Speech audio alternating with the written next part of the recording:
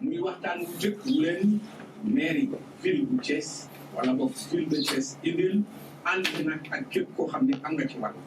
waxtaan wi nag mi ngi tudd xeex coronavirus ak ville de Thiès ak Sénégal gépp ndax monsieur le maire nee na xeex bi Sénégal gépp ñu ko war a xeex. muy émission njëlbeen buy dalal monsieur le maire Talla Sylla monsieur le maire salaamaaleykum. waaleykum salaam. Ama maa ngi lay nuyu di jëppi di nuyu mbokki Sud FM yëpp waaye it di nuyu mbokk yi nga xam ne ñoo nekk ci rajo yi d'accord ñoom ñëpp pour def synchronisation bi. monsieur le maire jërëjëf docteur El Hadj Malick Ndiaye yow yaa jiite région Safonteeg mbokk yi. Ama maa ngi lay nuyu di nuyu auditeurs yëpp di xalaat ne buñ jógee ci émission yi lépp loo xam ne région médicale mu ngi ci liggéey pour que population yi gën a xam feebar bi te gën koo mutandiku danañ ko mën a def ci émission bi incha allah. loolu sax mooy illay émission bi loolu mooy illay waxtaan bi. docteur Mor Diaw yow yaa fi toogal kuréel bu mag bi nga xam ne ci wàllu wér-gu-yaram la ñuy yëngu di organisation mondiale de la santé di bàyyi. maa ngi lay nuyu di nuyu monsieur le maire de la ville de Thiès di nuyu monsieur le maire chef de région di nuyu rajo yi nga xamante ni yëpp ñu ngi synchroniser pour déglu ñu di nuyu aussi auditeurs u Thiès yëpp ya nga xamante ni bëgg nañu xam bu baax a baax nu ñu leen mën a jàppale pour ñu mën a xeex ak mbas ma nga xamante ni moo ñu dal suñu réew mi. puis ñu bàyyi la nga nuyu. jërëjëf Papa Modou Ndiaye nuyu docteur Mor Diaw nuyu docteur El Hadj Malick nuyu monsieur le maire Talla Sylla lii ma gën a neex ci waxtaan wi njëkk c'est pas évident ñuy def émission fii ci Sud FM rajo yëpp nekk en synchronisation loolu dalay waral ni la xeex bi nga xam ni jóg nga ngir xeex ko Covid 19 bi loolu la yitteel lañ monsieur le maire loolu maa ngi la ciy tiiral chapeau bu baax a baax tey ñaan rek mbokki auditeurs yi képp koo xam ni am nga loo xam ni jaaxal na la ci wopp gi di Covid 19 mën nga dugg ci 33 951 44 42 joxe li nga xam ni moo di sa laaj su ko defee dinañ ko dégtal monsieur le maire dégtal ko monsieur docteur El Hadj Malick ak képp koo xam ne rek yaa ngi ci studio bi Papa Modou. jërëjëf fii di fàttali ni émission yi dinañ ko amal ci rajo bu ne rajo buñ koy amal nag ñeneen ñi dañuy synchroniser moom daal jàpp nañ ni wenn dank la ñu def ngir mën a xeex ak coronavirus. monsieur le maire laaj bu njëkk bi yaa ko moom ndax mel na ni woote nga ci maire bi ci fan yi ñu génn bi nga xamee ni feebar bi dugg na fi depuis le 2 mars gaa yaa ngi xeex waa kër docteur ñu mel ni docteur El Hadj Malick Ndiaye ñoom docteur Mor Diaw ma bëggoon nga ñëw ci. liggéey bi ngeen liggéey ak taxawaay bi ngeen taxaw yéen mairie de ville bu Thiès ci xeex jàngoro ci. di wax mbokki Thiès yëpp ak di nuyu ñëpp ñi ñuy déglu di wax ne bi président de la République le 14 mars 2020 ginnaaw bi mu dajalee ña koy xelal ba mu jëlee dogal yooyu ñëpp dégg ñun dañu ko feelu dès le lundi 16 mars d'abord ci suñu cérémonie de levée des couleurs ñu relayer waxtaan wa xamal nit ñi ne fas nañu yéene en tant que démembrement de l'État jëfe wax jooju ndax dañu def ci article 172 bu code général des collectivités territoriales ne le maire est responsable de la mise en œuvre dans sa ville de la politique de développement économique et social définie par le gouvernement. suñu nekkee rawatina ci benn contexte crise autorités yi nga xam ne ñoo féete ci kaw am dogal yu ñu jël te lal ko ci xam-xam bu wér la jaadu pour aar waa Thiès mooy mairie ville de Thiès feelu autorité yooyu ca la ñu taxawale ca bis booba comité de veille et d'action mu doon comité buy saytu mbir yi tey jëf nag ñu dajale ci biir comité boobu ay waa Thiès yoo xam ne ñi ci ëpp bokkuñu mi sax maire yi ndax ka jiite comité bi mi ngi tudd Ndeye Soxna Mbaye di présidente bu conseil d'hygiène et d'assainissement de Thiès di membre forum civil waaye it di principalu collège u Thiès noonu professeur Abdoul Wade nekk rapporteur bi muy professeur d'université moom itam nekkul ci maire yi ñu am Mariama Dem mi nga xam ne mi ngi yëngu ci wàllu violence yi nga xam ne ñi ngi koy def jigéen ak di ko def xale ñu mel noonu lañ dañ njëkk a dajale boole ci maintenant force mairie bi liggéey nag ci benn plan d'action booba comité régional de gestion des épidémies le lendemain la war daje ba ñu fa demee yóbbu nañu la nga xam ne mooy plan d'action boobu proposé leen ko ñu toog ab diir mu war a am comité départemental de gestion des épidémies cette fois dirigé non par le gouverneur mais par le préfet du département de Thiès Moussa Diagne ñu ñëw indi fa plan d'action bi ñu adopté ko ci diggante bi ñu jël comité de veille bi def ko plateforme maanaam yaatal fexe ba délégué de quartier yi ñu woo leen woo imam yi woo sëriñu daara yi woo bàjjenu gox yi woo yaayu daara yi woo ODCAV woo étudiants yi nga xam ne ñooy étudiants Thiès waa te nekk ci juróom-benn université yi nekk ci Sénégal woo waa université virtuelle du Sénégal woo les éclaireurs et éclaireuses du Sénégal woo scouts yi woo ñi nga xam ne dañoo bokk ci ay kuréel yoo xam ne dañuy yëngu ci wàllu société civile di yëngu ci wàllu jigéen ñi di yëngu ci wàllu xale yi di yëngu ci wàll yi nga xam ne yëpp dafa soxal doomu aadama yi maanaam yaatal ba ñu yaatalee xalaat yi yokku ñu seet comment la ñuy décliner plan d'action bi ndem bay sa wewu tànk ñu tàmbalee ci biir mairie Thiès njëkk a teg ne léegi kuy ñëw mairie Thiès dafa am buntu booy duggee ñiy génn am beneen buntu bu ñuy génne ngir riisu du am ñu jël ay matukaay ngir ku fa dugg ñu def loo xam di nga mën a raxas say loxo alors fexe ba bureau yépp tamit matukaay yooyu am ca ñu tere tamit dajaloo ci biir bureau yi loolu la ñu tàmbalee mais yeble tamit ci kilifa diine yi ndax booba géntoon nañu ne mbiru bërëbu jullikaay yi muy jullikaayu jullit wala jullikaayu waa jàngu bi dana pas a posé wu ji ñu yónnee ci ñoom ngir waxtaan ak ñoom ndax jamono boobu dañu jàpp ne décision ba jóge ci kilifa diine yi daa gën a woyof que mu jóge ci état bi noonu lañ defee rencontré donc catégorie yi nekk ci biir dëkk bi yépp mais principalement nag mu am ci ñaar yoo xam ne yu mat a bàyyi xel lañu benn bi nekk poste de santé yi lépp loo xam ne mën nañ ko ànd ak médecin chef de région man ko ànd ak district sanitaire bu Thiès man ko ànd ak bàjjenu gox yi ngir fexe ba poste de santé yi ak en tout cas tout le système de santé bi nekk ci biir dëkk bi mën a apporter tontu yi maanaam réponse ya ca war nekk ñu sóobu ca loola mais beneen bi jëm ci daara yi parce que dafa doon cible bu vulnérable mais daara yi dafa doon aussi cible bu mën a transformer en vecteur de transmission dans la mesure où ndongo yi nga xam ne ñoom amuñu la ñu dundee ca biir daara yañ ne war di génn di yalwaan dañuy dugg kër kër te xamuñu fu mu am ak fu mu amul di dugg ci bureau bu ne di dem ci place publique bu ne di dem ci marché bu nekk kon war koo mën a jële fu ne war koo mën a tasaare fu ne ñu ni kon ñooñu en priorité nañ leen confiner tëj leen mais koo tëj nag te amul lu mu lekk da nga ko wutal lu mu lekk te la ñu tege en place une organisation basée sur information yoo xam ne en priorité dañ ko jëlee ci délégué de quartier yi kenn ku ci nekk ma wax la ni la yónnee ma këyit wax ma sa quartier yii daara ñoo ca nekk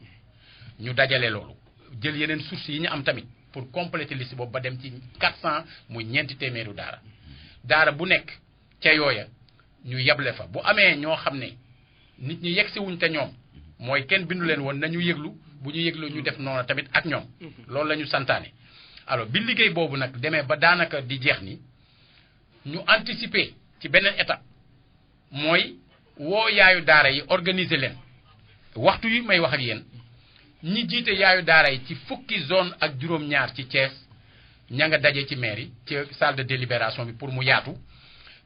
ñoom ak ñi ma leen booleel ak ñi jiite comité de veille ngir xalaat ci nan la ñuy fexee ba deuxième étape bi ñuy toggal daara yi di leen yóbbul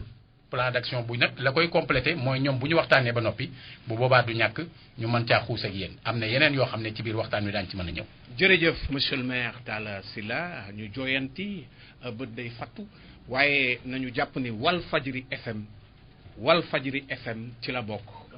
ci consortium yi nga xam ni rajo yi ñu ngi koy amal ci xeex bi. xëy na jaadu na ci loolu. waaw ma wax la ni ci biir yaatal bi. ak plateforme man maa woo waa presse bi yëpp. waaw ci salle de délibération. dëgg la ne leen waxuma ak yéen en tant que journaliste. damay wax ak yéen en tant que citoyen. dëgg la ma bëgg ñu xool lan la ñu mën a indi. ci xeex bi ndax médecins yi dañ ñu waxoon dans le cadre du comité départemental ne dañoo soxla ñetti yëf benn bi mooy produit yi nga xam dina dimbale nit ñi ci set gi mais dañu soxla tamit benn communication de masse pertinente et rassurante buy bañ a tiital nit ñi tamit te tegu ci yoon dëppook xam-xam bu wér li waral ñiy teew tey léegi ñu waxtaan ba déggoo ci ne léegi dañuy def émission synchronisée yi bu ko defee dina mel ne ñu ngi dugg ci biir kër yi war ko def tamit ak télévision yi fi nekk war ko def ak site internet yi war ko def tamit ak bépp relais boo xam ne permettre na ñu mën a joti ci doomu aadama yi ca fañ ne donte duñu sax yebal ay nit ñu ne ci mbedd mi di wër. jërëjëf monsieur le maire loolu muy xalaat bu rafet ndax ñëpp xam nañ ni médias yi dañoo am rôle bu am importance bu ñuy joué ci xeex bi docteur El Hadj Malick Ndiaye ma wëlbatiku ci yow yow la ñu dénk lépp lu ñu wér-gi-yaram ci diwaan bi région bi lan mooy seen wàll parce que tamit doon na baax ñu xam feebar bii di coronavirus ban xeetu feebar la yan mandarga ak nun koy moytoo ak nag liggéey bi nga xam ne naal ngeen ko ngir mën a jàkkaarloog feebar bi docteur El Hadj Malick. merci Eumeu maa ngi lay gërëm di la sant ci invitation bi aussi profito ci gërëm rajo yëpp yi fi nekk yi ko jël émission bi di ko def en même temps en direct pour population yi parce que lii ngeen def wane na ne aussi presse bi jóg ngeen pour gunge ñu parce que ñun ñëpp ci feebar bi waa personnel de santé su ma naan ñun ñëpp mënuñ ci feebar bi dara feebar bi xeexu population moo ko fi ni jële te bu ngeen pour jot population il faut ñu jaar ci média donc lii ngeen def ñu ngi leen ciy gërëm di leen sant parce que bu ñëpp doon def ni peut-être benn pàcc ci xeex bi dana mate ma jógee foofu gërëm aussi monsieur le maire ci li xeex bi mu nga xam ne depuis mu commencé ñun ñoo ko seq ñun ñooy volet technique bi parce que bu njëkk sax dañu doon def communication mais léegi ñoom léegi am nañ loo xam ne mën nañu koo liggéey gunge ñu pour sensibiliser population yi aar leen léegi fi may commencé aussi gërëm docteur Mor Diaw nga xam ne expert OMS aussi depuis feebar bi ñëwee Thiès ñoom ñu ngi ñuy gunge li ñuy mën a wax ci feebar boo xam ne ñëw na ci àdduna bi depuis le 12 décembre bii passé jóge woon Chine di law ba ñëw ci Europe aussi xam ngeen ne jaxase na fa amul benn dëkk boo xam ne yaa ngi ciy jàmm actuellement bàyyi ci Sénégal nag yàlla defal ñu loo xam ne ba mu fi ñëwee ba léegi en tout cas la xew Europe gisaguñ ko mais bu ñu deful liggéey bii nga xam ne war nañ koo def ba xam ne population yëpp danañ sensibilité jël mesure barrière mooy li ñu naan jël ay mesures d'hygiène ñi ni di bañ di dajaloo loolu bu ñu ko defut fu nekk mën nañ faa jaar donc raison pour laquelle ñu war a émission yu mel nii ñu war koy def tout le temps pour que ñun ñi xam ne feebar bi moo dem moytundi ko yomb na il suffit ku nekk toog sa kër bañ di génn le slogan bi ñu naan restez chez vous nit ñi toog seen kër peut-être dañu amul danañ ñëwaat ci waxtaan wi sax mais bu ñu ko mënoon te on ne sait jamais mën nañu fa àgg ku nekk da ngay toog sa kër dootul guddi rek nag mais bëccëg ak guddi kooku boo ko defee il est prouvé parce que Chine gën nañ ci que ñoom bu ñu defee confinement 1 mois peut-être nag pays africain aussi dafay métti parce que dafa am loo xam ne sur le plan économique peut-être loolu ñu nekk ci kaw danañ ko mën a régler mais aussi am na noo xam ne bu fa demoon ba xam ne dafay nar a lor ñu bëri nañ fa jëm mais li nga xam ne mën nañ koo def léegi rassemblement yi nañ ko baax rassemblement yi moom dans tous les pays du monde moom mooy yokk feebar bi ñun ñu toog seen kër feebar bi nag feebar boo xam ne boo ko gisee sax bu lay dal boo gisee aussi Sénégal ñu bëri dañ naan ñoo xam ne sax duñ koy gëm parce que dañ naan feebar boo xam ne day mel ni comme sibiru wala grippe effectivement noonu lay commencé day bu la dalee mooy nit a la koy wàll nit rek moo la koy wàll nee nañ am na benn expression buy wax nan du doomu jàngoro bi mooy dox ba ñëw ci yéen noonu nit mooy dox ba ñëw andi ko ci yow soit nga nuyu ko wala nga jege ko mu sëqat mu dal sa kaw wala say loxoy setut amoo benn mesure d'hygiène nga jot ko boo ko jotee nag mun na toog ci yow 2 ba 14 jours muy naan phase d'incubation nga xam ne doo am dara mais feeru baa ngi mu ngir màgg sa biir kaw sa biir yaram buy commencé nag commencé d'abord yaram buy tàng buñ ci tegee nga commencé sëqat sëqat bi moom dafa nekk signe boo xam ne chaque fois dañ koy retrouver bare nga sa yaram yëpp sonn mooy sa yaram yëpp dafay bàyyindiku dee sa put bi di métti loolu nag bu ci amoon sax ñu bari nag foofu la ñuy yem buñ leen fajee mu ñu wër mais dafa am ñoo xam ne feebar bi virus bi day coloniser seen poumon seen xëtër yi dootuñ mën a respirer et loolu nag bu ngeen demee en Europe mooy cas grave yi kooku nag bu nekkee yow daf la fekk wóoroo nga yore yenn feebar yi nga yore diabète nga yore tension ngay nekk ko fumeur chronique aussi yàq sa poumon loolu bu la dalee daf lay gaañ donc loolu amaguñ ko fii ñu ngi ñaan benn décès lañ amagum depuis lors wax nañ ko ce matin mais depuis kii mais loolu nit ñi nañu jël mesure barrière mooy nañu xool seen bopp bañ di dajaloo ci koñ yi je pense que loolu gouverneur mu ngi ciy dox conseil comité de lutte comité régional de lutte contre les épidémies ñun ñu ngi daje ak gouverneur di jël ay décisions ñu koy appliquer ci biir région bi ànd kook maire yi nekk ci région bi yëpp ba nga xam ne fii feebar bi fi mu nekkagum fii Thiès lañ ko gis ak Mbour mais aussi yàlla dimbali ñu ba nga xam ne cas contact yi ñoom ñu ngi leen di jël ah donc bu ñu ñëwee ba ci biir nañ leen wax ñi nga xam ne moom la ñuy fagaroo feebar bi ba nga xam ne bu gën ñu ci dimbalee ci loolu mun nañ dem ba am ndam ci biir feebar ci kaw feebar bi. jërëjëf docteur El Hadj Malick Ndiaye dinañu ñëwaat ci yow ñu wëlbatiku ci docteur Mor Diaw xam ngeen ni docteur Mor Diaw mooy représentant organisation mondiale de la santé fii ci Thiès docteur Mor dégg nga ni ko docteur El Hadj Malick wax ak monsieur le maire rafetlu bu baax teewaayu OMS à côté des structures sanitaires de la ville. docteur Mor yéen lan mooy seen wàll ci xeex bi ak lu tax ngeen teew fii ci Thiès. jërëjëf Eumeu di profiter encore ci sama temps de parole pour jaale Sénégal bi yëpp sunu mag sunu kilifa muy Pape Diouf ba nga xamante ni génn àddina démb muy premier cas de décès ba nga xamante ni Sénégal am na ko muy ku ñu ràññee ci monde sportif. te ñun ñëpp bu ñu gënee sawar faral Olympique de Marseille au Sénégal moom moo tax parce que doon na président bu ñu ràññee te gis na ñu bëggee suñu réew donc dañ koy ñaanal rek suñu borom xare ka àjjana muy la nga xamante ni signe d'alerte la war a doon parce que boo seetloo yeneen réew yëpp amoon nañu ñu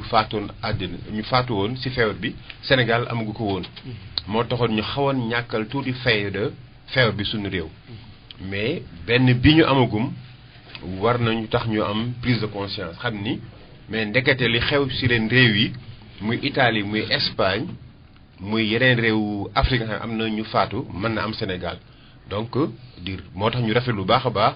discours ak plan d'action ba nga xam ne monsieur le maire mi ngi koy mettre en œuvre au niveau de la ville de Thiès pour xeex mbas ba nga xamante ni moo ñu sonal.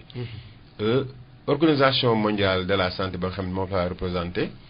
Le 30 janvier, les déclaré épidémie bi urgence de portée internationale. Urgence de santé bi de portée internationale. Bu loolu amee dëkk yëpp dañuy tënku ci benn document ba nga xamante ni mooy règlement santé international. mooy wax dëkk bu nekk nan nga war a fagaroo ak nan nga war a xeexee par rapport épidémie ba nga xamante ni moo ñu daaneel muy Covid-19 ba nga xamante ni comme ni ko monsieur le chef de région waxee mi ngi commencé à Wuhan. Au niveau de la Chine mais loolu bi mu amee organisation mondiale dafa ni dëkk yëpp waajal leen seen bopp dëkk yi prépare li ñu tuddee plan de contingence organisation mondiale dëkk bu mu nekk jàppale réew yooyu ñu préparer plan de contingence jox leen benn document ba nga xamante ni day tax ñu natt fan nga toll ci préparation bi biñ ko defee ñu accompagner le ministère de la santé du Sénégal ba ñu am benn document bu am solo ba nga xam ne président de la République moom la validé woon ni dina finance xaalis bi yëpp muy le plan de préparation et de riposte par rapport à cette épidémie de Covid-19. donc organisation bi mu defee loolu ba pare ba jàppale réew mi ci loolu dafa ni léegi kuréel ya nga xamante ni mettre nañ ko en place muy bi ci gën a mag mooy le comité national de gestion des épidémies nañ fa am wàll nañ leen jox document ba nga xamante ni yëpp OMS produire na ko ci dëkk bi pour Sénégal contextualiser que xool nan lay mettre en place un plan de riposte ba nga xamante ni dina tax Sénégal mën a wër ndomba feebar boobu moom moo tax chaque fois que bu plan comité boobu réunir ñi ngi foofu et le ministre de la santé aussi dafa créer beneen kuréel ba nga xamante ni mooy coordonner xeexu épidémie bi day mel ni commandement militaire lañ koy tuddee mooy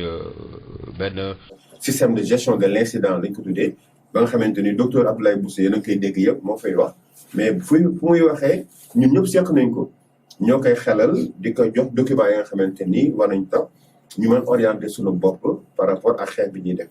bi ñu xeex bi commencé yam Dakar kese commencé dem Touba ñu ne mbir mi léegi il faut que ñu xool région bu nekk nu ñu koy jàppalee pour que la réponse soit locale mooy ñun wóolu nañ personnel de santé ba nga xamante ni mi ngi dans les régions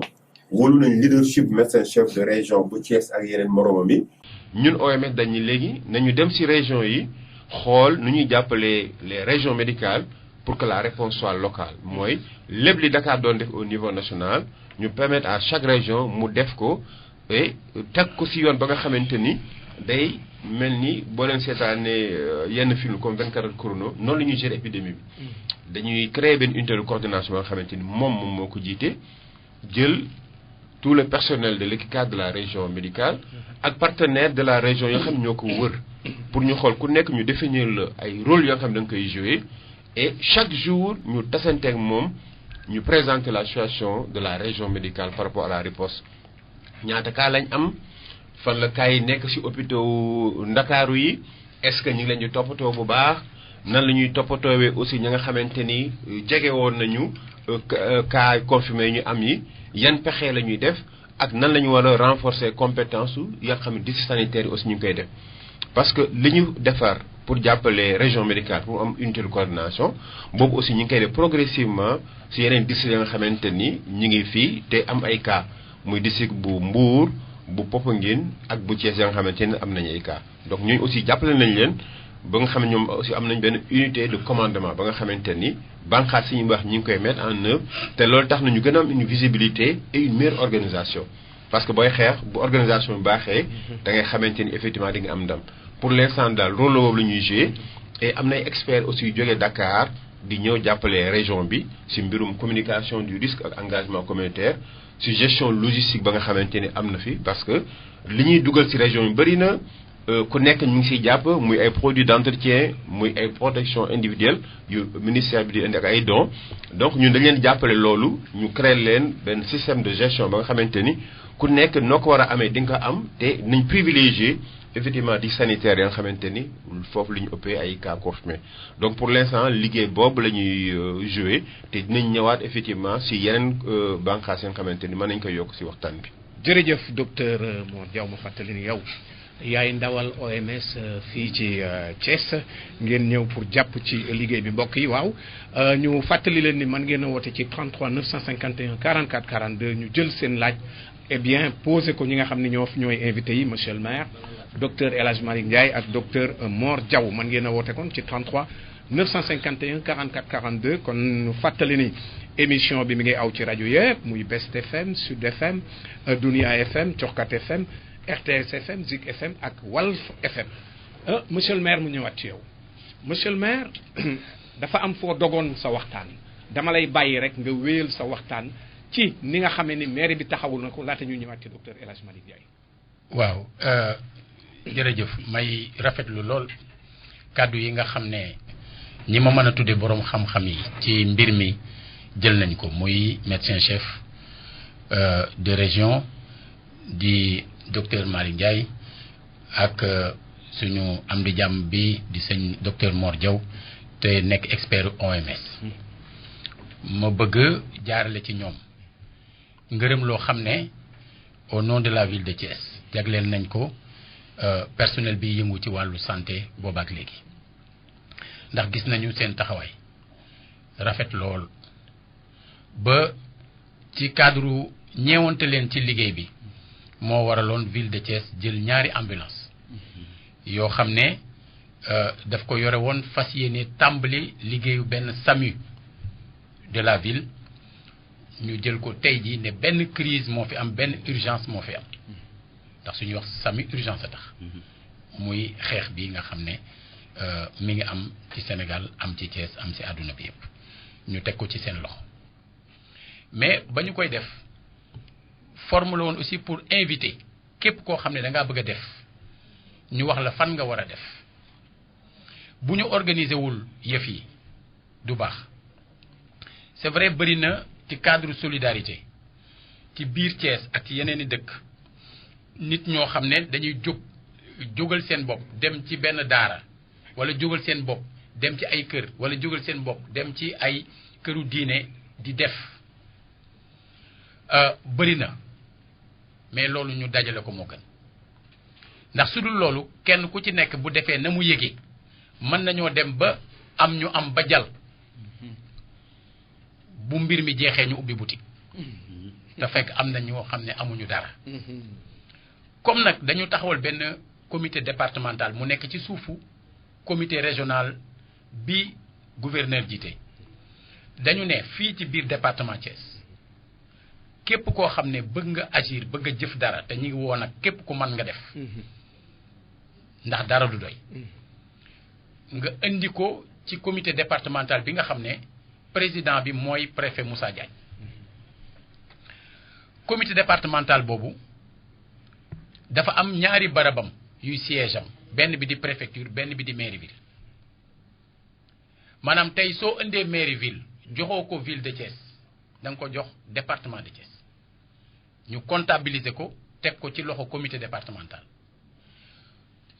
mën nañu indi média yi ci waxtu wa koy joxe wala yow nga indi leen ñu xam ne def nga ko comme également mën nga dem préfecture def lu mel noonu li tax benn moment ñu koy indi mairie ville au lieu de la préfecture c'est parce que dañu gisoon ay nit ñu bëri di converger di fa dem di wut ay autorisation mu doon risque kon nit ñi déggee ko noonu alors en attendant nag nit ñi di indi la ville de Thiès lu mu am ci mbir mi dana ko jël mais bu ko jëlee du ko doxee en tant que ville de Thiès daf koy doxee en tant que ñu bokk ci comité départemental bi ndax looy woote da nga cay jiitu ci cadre woote jiitu ci it balaa ñuy sori ñun ba ñu décider taxawal comité de veille et d'action ci laa jël décision en tant que maire de la ville ak ñenn samay collaborateurs tëj sama bopp ci mairie bi depuis le 16 sama tànk tegewul sama kër le 16 mars du man dong am na ñeneen ñu ma ko nekkandool ci mairie bi saa yu ñu génnee mairie bi lu mel ne ñu génne dem préfecture dem gouvernance wala dem ci terrain bi ci daara yi wala lu ni mel ci bàjjenu gox ji liggéey boo xam ne dafa dëppoo mbir mi su dul loolu fa la ñuy dellu waaye it di xamle ni am na aspect boo xam ne mi ngi concerner quelque part les forces de défense et de sécurité mooy nit ñi bàyyi xel ci li ñuy tere te ñoom ñu war a fexe ba kenn du ko def ca biir loola laa décidé aussi saa yu couvre-feu bi jotee amul 20 heures fu ma mas a fekkee ci buntu maire bi te xam nañ ne am naa sañ-sañu génn mais dama xam ne su ma toogee ci biir maire bi ñi may nekkandool ci biir maire bi xam ne toog naa ci maire bi wax ko seeni bokk wax ko seeni am di jàmm ñeneen wax ko ñeneen parce que nit dafa war a doon misaal nit ku ne booy def da ngaa war ne waaw bu ñëpp defoon ne man nag te comme experts yi fi toog ak ñi nga xam ne ñoo nekk ministère de la santé bis bu ne ñu communiquer wax li ñu war a def ak li ñu warul def ñun ñëpp à commencer par kilifa yi ba ci suuf dañoo war a tënku ci loolu sauf nag koo xam ne yow am nga pexe yow bu la wér ci mbirum feebar te boobaa nga faj sa bopp bu nit ñi gisee nga faj sa bopp ñu mën laa dem nga faj leen mais comme pour le moment nekk guñ ci situation bu mel noonu il est essentiel que nit ñi tënku ci organisation bi nga xam dafa taxaw mënuñu nekk dans une société bu am fukki millions nit ak juróom benn kenn ku ci nekk ne lu ma neex lay def wolof day wax tere mu te bàyyi mu gis waaye Serigne Cheikh Al Maktoum da daan wax day fekk bu gisee du la won te comme mbir mi ku gis woon keneen mais dañuy fexe ba doo def nag soo warul def loolu mooy wàllu tamit force de défense et de sécurité yi que nous encourageons à persévérer ci cadre liggéey bii nga xam ne liggéey bu rafet boobaak léegi ñu ngi koy def ngir aar doomu aadama yi ndax xam nga lu may bañ ëmma fii dañu miin wolof di wax ne nit nitay garabam te ñii toog jàngale ne feebar bi day jaare ci nit dem ci nit te waruñoo dem ba génn ci ñu ni nit nitay jàngoroom kon nit bu nitee di def jëfee ni nga xam ne ñi xam ci mbirum feebar bi wax nañ ko ak li ñu war a moytu su ko kenn ku nekk defee feebar bi du jaare ci yow xam nga ba nga déggee ñuy wax xalaama ndiir bàjjo foo ak taasu taxul ndax ñun ñi yaroo ci loolu xam nañ lu muy tekki mooy kenn ku ne fexeel ba du jaare ci yow kenn ku ci nekk bu corona jaarewul ci yow mais du jaar fenn am na jamono corona amul woon ci biir Thiès bu ñu moment boobu su fekkoon kenn dugalu ko ci biir Thiès du fi dugg mais monsieur le maire est-ce que Thiessois yi Oui. dégg nañu xalaama ndir bàjjo boobu justement ma teg ci ni waaw dégguñu ko ndax man mi dëkk ci quartier populaire te kooku sax ci laa danoon a laaj docteur El Hadj Malick Ndiaye mu wax ak askan wi dafa mel ni feebar bi gëmuñu ko boo duggee ci quartier populaire yi nit ñi surtout avant le couvre-feu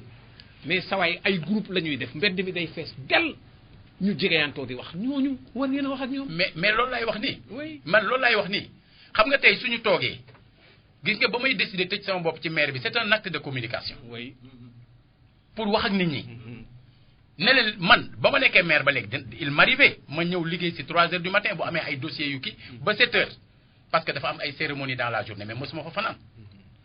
mais ba mu tàmbalee su ma jógee bàyyi sama kër te bu ma bàyyiwul woon sama kër kan moo may wax lu tax ngay fanaan sa kër da di ñëpp a ngi fanaan seen kër est-ce que dañu leen laaj lu tax ngeen di fanaan seen kër mais di toog di fanaan maire yi c'est pour leur dire lii dëgg la du gént du gént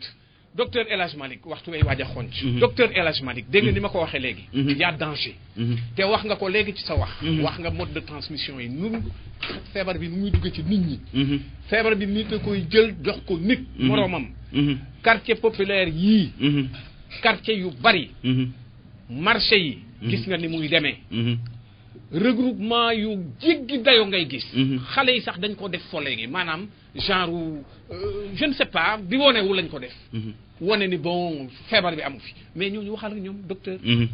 merci Eman donc ñooñu nga wax vraiment loolu moom inconscience la ñàkk a xam lañu peut-être ignorance la aussi quelquefois ñun ñi duñ xam mais li ñuy bañ gis nga loolu ngay wax moom moo jotoon italiens yi dañoo commencé di weññ par benn ba léegi sax Italie bi ñuy wax comme li xaw fii Thiès rek ba léegi seen cas zéro kenn gisu ko italiens yi ñu ngi wër seen cas zéro ba léegi xamul parce que loolu mooy ñoom foogoon nañ ne affaire bi Chine rek la toll parce que Chine dafa xaw a sori ci ñoom ñu foog ne du fa ñëw jamais gis ngeen fu ñuy toll Italie chaque jour 1000 morts ah oui kenn 1000 morts dafa bari dafa bari guerre sax léegi jox guerre bu moderne sax loolu amatul léegi te guerre yu moderne sax amatul léegi mais luy ñëw dida ay 1000 morts ci pays développé am des systèmes de santé puissants France léegi dem na daaw dem ba egsi nañ 1500 morts par jour États-Unis aussi même chose ñun loolu dañuy ñaan vraiment ñaan yu mag yi aussi may nañ ñu ba nga xam ne loolu egseegu mais bu ñu ni kon ne loolu bés bu duggee ci ab koñ loolu aussi il faut monsieur le maire ngi fii il faut ñu liggéey ak sensibiliser ak délégué de quartier yi parce que loolu bu ñu sensibilisation ci ñun la ñuy def c'est-à-dire ci ñun ba ñun ñi xam ne ku nekk intrinsèquement da nga xam nii la may def du yoon mais boo demee dama nga xam ne quelquefois du ci mun dara état loolu tax état d'intervenir ils sont obligés de prendre la force c'est-à-dire que confinement moom xam nga xejul fii ci kaw ñëpp loolu tax ñu bëri aussi dañuy wax président de la république day c'est-à-dire que booy jiite da ngay seet force et faiblesse yi nekk en présence loo xam ne boo ko defee da nga gaañ nit ñi mais loo xam ne aussi boo ko bàyyi ñi dina aussi dañ ci loolu nga jël mu juste milieu ci lañ toll léegi ñu ne nañ d'abord nañ fermer parce que effectivement comme ni ko maire waxee léegi bu ñu tëjoon à l'époque kii bi ñëw ñu tëj ko du fi egsi mais loolu ñu leen may quelquefois moo koy def mais loolu aussi état bi day à chaque fois mu xam situation mu tal mu réadapté waat mais te docteur bi muy doog a xew Chine am na ñoo xam ne dañ doon sëpp président ci lu tax rapatrié wul ñooñu bu leen rapatrié wul bu ko duggee ñu ne moom musiba parce que moo tax France nit ñi aussi dañu il faut ñu déglu njiit yi parce que xam nañ lu ñu xamul parce que France la ko fa lëmbe mooy ñu rapatrié France c'est 128 personnes ñuy rapatrié yóbbu leen vers la province booru Marseille yooyu ñoom ñoo rëcc dem ci dugg ci parce que xam nga en fait doomu nit koo xam ne feebaroo daal te dara jotu la fekk doomu jàngoro ci doomu jàngoro mu ci biir ngay toog ne man dara jotu ma xaar ma dem sama yoon ñii dañuy fondoore dem seen yoon ndakatee du ñu musal tey la fa nekk gis ngeen ko léegi ñun yàlla may nañu peut-être ñu ngi am ay cas 15 cas parce que naan ay 1000 cas ay milliers cas xëjul ci ko léegi ñun ñi il faut que ñu liggéey ak délégué de quartier xaw ma vraiment foofu peut-être gouverneur aussi népp yooyu na ci waxtaan ak ñoom maire yeeg préfet yi ñu seet en certain moment ñun ñuy sensibiliser mais mouvement tous les organisations communautaires de base muy société civile les bàjjenu gox ñooñu il faut que ñu waxtaan c'est-à-dire il faut que ñu diviser je sais pas ban travail la ñuy def ba xam ne quartier bu nekk nañ ko ciblé waxuma ne sax à partir de mais nañ toog à partir de buñ jógee ci liggéey kenn bu nekkati ci koñ ñi donc loolu il faut que ñun ñoo c'est-à-dire que ñun ci suñ biir ñun ñoo ci war a liggéey man médecin laa kii moo teew bi ni liggéey médecin laa mais ñun du ñu jegante te yàlla xam ne ñun bu ñu jotoon sax mën nañoo faj suñu bopp dañuy waxante rek waaye ñun te nga xam ne ñun xam ne ni ñu ko fay xam li ko indi moom fu mu toog danaa ko may 1 wala 2 mètres parce que xam naa lu feebar bi indi te yàlla xam ne ñun ñoo leen ëpp chance daal ci xam-xam li ñu jàng ci li ñu jàng pour mën a donc feebar bi ba ñoo dal donc ñu ñaan population yi peut-être danañ gëj a demaat dañu organiser ay comité régional ay comité départemental foofu la ñuy def jëlee décisions yi c'est yenn décision la ñuy jël avec les délégués quartier imam yi ba nit ñi bañ a bàyyi dajaloo yi marché yi aussi danañ ci ñëwaat marché yi da ngay dem marché bëccëg xool nga am na dëkk yoo xam ne ku diwaat dama gis marché yi monsieur le maire kuy dugg si il faut nga raxasu d'abord da ngay raxasu ba set ñu tofal la seen nga sugg dugg booy génn aussi tu fais la même chose pour que booy dugg si ba àndaale feebar bi mooy booy génn aussi bu ko yóbbaale parce que en certain moment duñu xam kan mooy kan en réalité c'est ça c'est-à-dire que man mii mun naa dëkk ak ni bu nekkee dama nekk ak samay doom te kenn génnul 14 jours ma xam ne ñii amuñ feebar mun naa dëkk ak ñoom mais en certain moment booy génnee bu ñu amee am na contamination communautaire mooy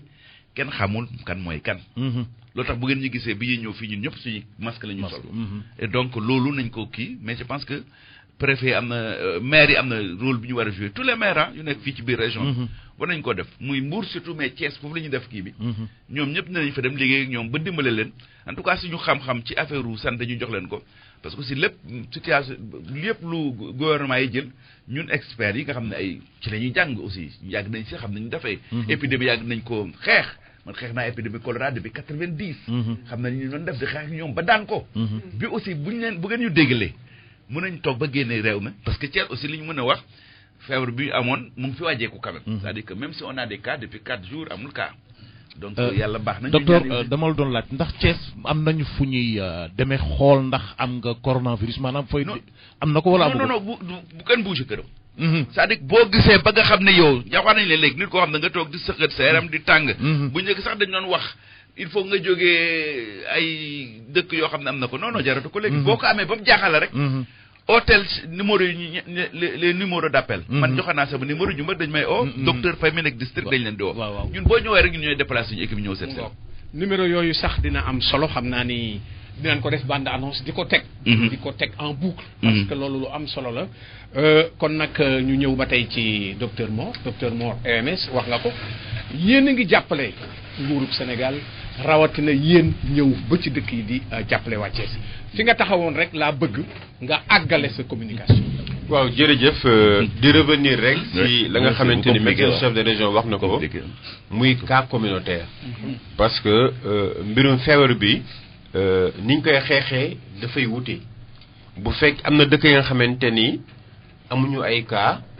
am na nu ñu war a préparer aussi xeex bi am na dëkk yi nga xamante ni benn wala ñaar lañu am façon xeex bi day wute am na dëkk yi nga xam ne dañoo am ay cas yu dajalee dafa wute am dëkk yoo xam ne dañoo am cas communautaire xeex bi day wute et au sein aussi d'un même pays comme le Sénégal xeex bi dafa war a wute par rapport ak façon cas yi ñu am Dakar ute na yi ñu am Thiès ute nañu am Touba ute nañu am Saint-Louis donc moo tax ñu ni la réponse doit être locale chaque région dafa war a organiser wu xeex nu mu war a xeexee chaque district aussi organiser wu xeex nu mu war a xeexee par rapport ak façon cas yi mu am le monsieur région wax na ko bu ñu nee cas communautaire mooy nit ñi am nañu am feebar bi ci biir dëkk bi mais xamaguñu ci kan la ñu ko commencé loolu bu amee mooy ci dëkk bu mel ni Thiès ku nekk mën na yore feebar bi te xamoon ni yor nga ko monsieur le maire mën na ko yore mën naa ko yore mënuñu xam ni yor nañ ko donc ku nekk war na xalaat ni moromam feebar na donc boo xamee ni kii dafa feebar naa ko moytu mesure barrière bi ñu njëkk wax mooy naa bàyyi au moins distance 2 mètres suñu diggante mooy la nga xamante ni monsieur chef de région mi ngi koy wax nit ñi bàyyi dajaloo donc bu loolu déjà mesure barrière yi ñuy wax bu fekkee ni ñaa ngi koy appliquer mais loolu déjà daf ñuy permettre que transmission bi wàññeeku parce que organisation de la santé dafa ni li gën a wóor la nga xamante dina permettre ñu mën a xeex feebar bi mooy li ñu tuddee rompre la chaîne de transmission mooy wàllanteem ñu dagg ko mooy ne nit ñi toog seen kër mais ñi seetaan télé gis nañ image ñuy gis Italie ñuy gis France gis nañu Tour Eiffel gisuñ fa kenn Arc de Triomphe gisuñ fa kenn du doxantu ci mbedd mi mais malgré tout nit ñaa ngi feebar foofu parce que gëmuñu kon bu njëkk ba te amuñu woon conscience que feebar bi day reyee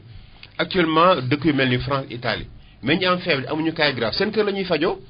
parce que les hôpitaux sont débordés les hôpitaux cas yu grave kese la ñuy jël te malgré ça amuñu capacité boobu mais yaa xayti bu dëkk yooyu mënee loolu sakatuma Sénégal ba nga xam ne ñu tolluñu niveau développement boobu. et mieux on a des problèmes pour avoir des structures de réanimation pour tous les hôpitaux. On n'a pas assez d'équipements de respirateurs yoo xamante ni dëkk yooyu am nañ ko. mais li leen dal bu ñu dalee mais musiba day am.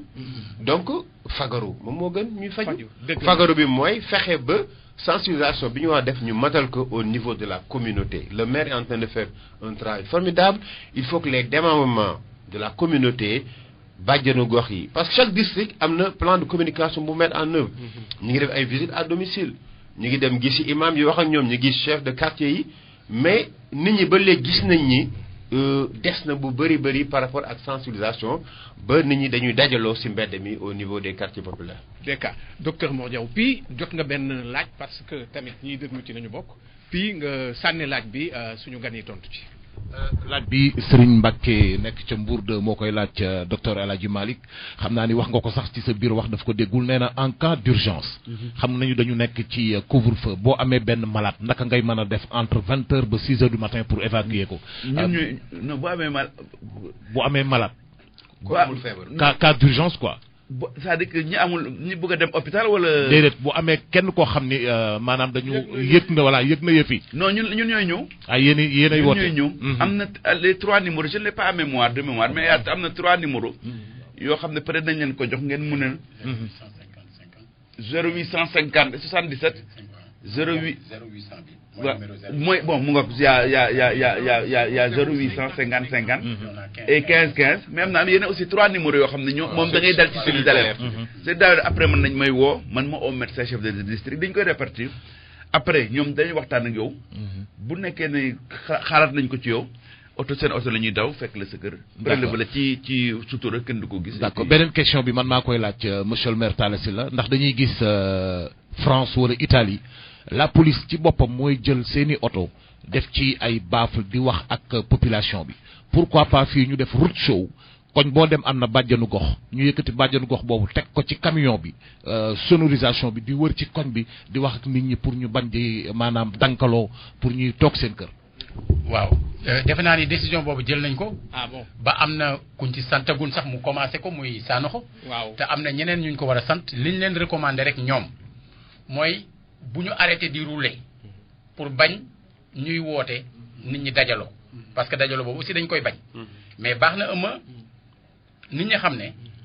li ñu war mooy jël tamit suñu responsabilité. dëgg la nit ñi gis war nañoo gis ne yërmande bi nekk ci décision bi président bi jël ba ñu jël couvre-feu tàmbale ko 20h ça pouvait être lu gën a jafe te nit ñi préparé wuñu pour supporter loolu. mais sinon bu continuer nii plus ñuy dem plus ñuy wàññi heure bi marché di tijji plus ñuy dem plus ñuy wàññi heure bi di marché bi di tijji te il n'est pas exclu que bu ñu yeggee benn moment ñun dañuy tëj Thiès parce que Tivaouane amu fa mais bu fa kenn duggul du fa am du dëgg alors fii waaw non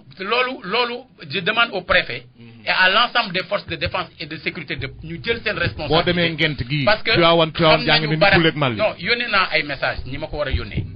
c'est-à-dire man mënumaa nangu comme école Kabasall ñu nekk ci couvre-feu ay nit di ko mën a vandaliser loolu nag am na loo xam ne dafa war ñi yore loolu ensuite nit ñi continuer ci ay place di jël oto ñii dem dëkk bi ñii jëm dëkk bale ak ne dañuy jaar ci àll bi mais loolu am na ñu war a jël seen matukaay mais je veux dire ñun ci suñu responsabilité ci aar waa Thiès su yenn yi continuer même bu état bi jëlul décision arrêté autorisation dugg ci dëkk yi ñun pour aar suñu bopp daañu jël suñu responsabilité tëj dëkk bi. waaye docteur El Hadji Malick dem naa district sanitaire bu Thiès ci sa njaboot la ñu bokk. jël fa numéro yi. ma baaxee ko mbokk yi. district sanitaire de Thiès am nañu juróom benn numéro. yoo xam ne damaa dem rafetlu seen liggéey. ndax dama fa gis équipe boo xam ni. wax dëgg yàlla jël nañu seen matuwaay muy 77 630 91 69 wala le 77 650 00 33 le 77 783 69 22 le 77 493 04 07 et le 77 658 38 29 bu mujj bi mooy 77 614 70 27 docteur Mor. ci ñaari minutes nooy tàggoo. waaw di leen gërëm ci jotaay ba nga xamante ni may ngeen ñu ko pour ñu waxtaan ak askan bi di ay ngërëm aussi ba nga xam ne féeteel nañ ko personnel de santé bi bu Sénégal bi yëpp par rapport ak effort bi ñuy def actuellement pour mën a xeex feebar bi au niveau de la région. Donc di féliciter di encourager le monsieur chef de région ba nga xamante ni mi ngi coordonné xeex ba nga xamante ni ñu ngi koy xeex feebar bi. Et de remercier aussi le président de la République qui a mis vraiment les moyens qu'il faut pour que xeex bi gën ñu mën yomb. Chaque jour au niveau de la région ñu ngi gis ni ay moyens ñu ngi ñëw pour permettre au personnel de santé d'avoir une protection par rapport à cette maladie. Parce que kuy xeex il faut que nga mën a am jumtuwaay ba nga xam ne di nga dem xeexee te aussi yow doo feebar. Donc loolu aussi gis nañ ni mi ngi ñëw régulièrement au niveau de la région médicale te loolu boo waree mooy le président de la République moo jël matuwaay yi war yi moo jël les moyens jox ko le ministre de la santé, le ministre de la santé jox ko au niveau des différentes régions médicales. Di waxaat ni population bi xeex bi jeexagul ay cas dinañ ko amaat au niveau du Sénégal dañuy ñaan yàlla muy bañ a doon ay cas yu grave et bu boobaa xëy na mbir mi dinañu gën a yomb bu fekkee ni ñëpp jàppale nañu. Bu fekkee ni tous les maires ñi ngi def comme monsieur Talla Sylla yaakaar nañu boobaa mbir mi dinañu gën a yomb. man li may def aussi gërëm sama waa kër muy waa le personnel de santé parce que aussi liñ mën a wax quand même am nañ xarañte parce que ba mu fi duggee Thiès ba léegi tetoon nañu nag pour dëkk bi mais yàlla baax na yàlla aussi mu ngi def lu baax dañuy ñaan parce que maa ngi ko doon def lu bari maa ngi ko doon wax bi may soog a commencé donc fi mu amoon pratiquement depuis 4-5 jours ñu ñaan yàlla amatu fi satuñ ko. Donc ñu ngi ciy liggéey bu baax di dugg di génn di xool cas contact yi di analyse ñu bari nag dañuy ñëw négatif loolu aussi ñu ciy ñaan yàlla nañ continuer loolu foog naa bu ñu continuer nii te bañ a baisser les bras parce que ñun aussi dañuy nelaw ñu ngi ci matin midi soir moi j'ai fermé jamais les yeux mais aussi loolu liggéey ba ko laaj ku nekk da nga xam ne lii suñu liggéey bopp la. liggéey aussi gërëm comité régional force de sécurité aussi ñu ngi ciy def seen liggéey. ñooñu tous les jours moo tax couvre-feu bi ñu mën koo respecter parce que bu ñu respecter couvre-feu bi maladie bi dootul circuler donc ñu aussi di leen gërëm ci liggéey bi nga xam ne nekk dañ ci pour aussi mën a aar population bi. jërëjëf donc maa ngi leen di gërëm leen sant. waaw xanaa di leen gërëm ñoom gërëmaat ñi bootu ci seen ginnaaw. ñoom ñëpp gërëm ñëpp ñi nga xam ne ñi ngi ciy def ay jéego waaye di wax nit ñi ne ndegam. am na lu ci xew Sénégal pour la première fois mooy mu am ku génn àdduna te may jaaree njabootu président Pape Diouf. di jaale waa Sénégal yépp ci loolu. mais daf ñu war a yee. wolof mooy wax ku naagu daagu te ku daagu ñu raw la. alors kon nañ bañ naagu liggéey bu rafet bi nga xam ne mi ngi am ba boobaak léegi. ba mu fi duggee. ngeen fexe ba contenir ko. nañ fexe ba mu bañ a amaat. tout à fait te comme ndegam amaat yi déplacement moo koy jur. nañ fexe ba vraiment lu ñu mën ci respecter loolu ñu def ko ndax loolu moo ñuy may ñu aar doomu aadama yi nekk ci biir dëkk bi chaque citoyen de Thiès dafa war a aar moromam waaye chaque dëkk tamit dafa war a fexe ba du jóge ca dëkkam dem ca beneen dëkk ba mu toll. yaakaar naa ni kenn ku ci nekk bu doxalee noonu dana baax ma tëje ci appel boo xam ne maa ngi ñaan kilifa diine yi surtout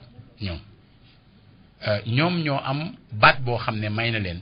ku ñu toogloo nga toog ñu ngi ñaan kilifa diine yi ñu toogloo nit ñi ñu toog loolu dinañu aar mag ñi ñaanaloon nañ ñu bu yàgg bañ ñu ñaanalee moo waral mbir mi njëkkewu fi ndax bu fi njëkkee woon ak comportement yi may gis du baax waaye kon ñaan boobu sant nañ ci bu baax a baax waaye sàkku ci kilifa diine yi